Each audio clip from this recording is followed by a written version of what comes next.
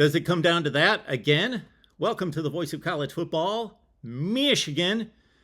Please subscribe, like the video, share the videos out on social media. Join us every Wednesday at 5 Eastern for our Michigan live show. We have a great time. Desmond, Dre, myself, your comments and questions, bring it our way, and we will talk Michigan football with you. And it's really going to get fun, of course, with the start of the season. And the start of the season should be fun for Michigan fans, unless you want to see a good football game. Look at this non-conference slate. Colorado State, Hawaii, and UConn. Yeah. There was a UCLA series that was scheduled for the next two seasons, but it was canceled back in 2019 and not replaced, or replaced with one of these three gems.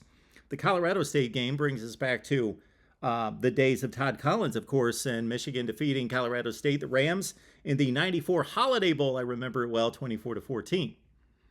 Hawaii. Michigan's 3-0 against them, including a Harbaugh win in 2016. That a mere 63-3 effort for the Maize and Blue. Then we've got UConn, 2-0 for Michigan. The latest, though, remember this game, Michigan fans, going out to Storrs, Connecticut? Michigan playing at Storrs, Connecticut. I found that odd, but Devin Gardner barely pulled it out. Late field goal, 24-21, Michigan.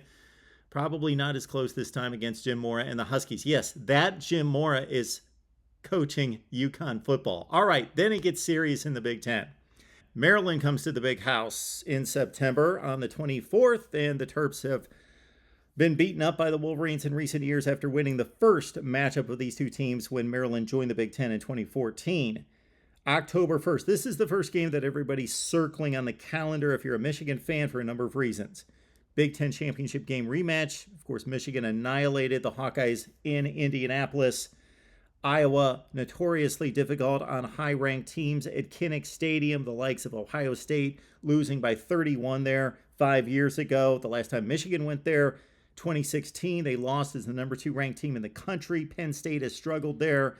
Michigan, in fact, has lost 5 of the last 6 meetings against Iowa in Iowa City.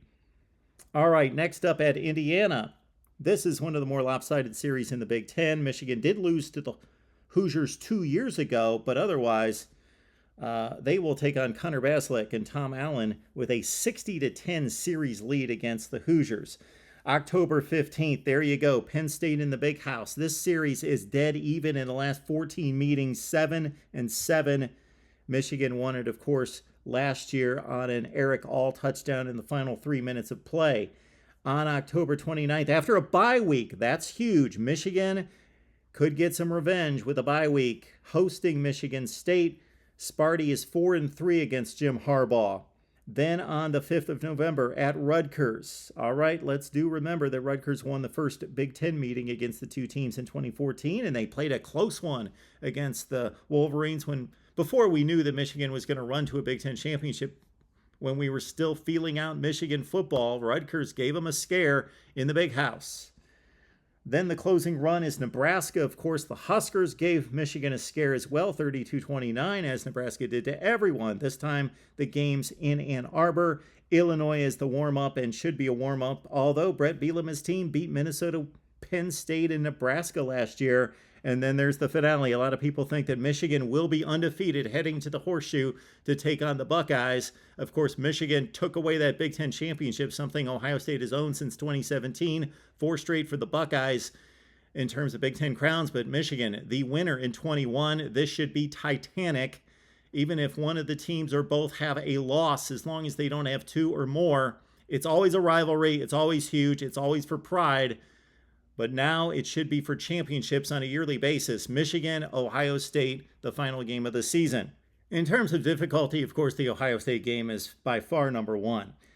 The date at Penn State, a lot of people would go the Iowa route. I think that's too close to call, but I'm making the call here. Penn State at home versus Iowa on the road. The other difficult matchups would be Michigan State and Nebraska, but it's not a real deep schedule because there's nobody non-conference. And there's only Iowa from the other division in regards to difficult non-division games. Then you see the rest of the Big Ten games and the 3 warm-ups at the beginning of the year. Those are the 3 worst teams on the schedule by far. Who does Michigan lose to? Did they lose at all? They could certainly go 12-0 against this schedule because unless Ohio State proves to be tougher in the trenches on both sides of the ball, Michigan will go to Columbus and win that game. They could go to Iowa. They're going to outclass Iowa from a personnel standpoint, but again, it's Kinnick.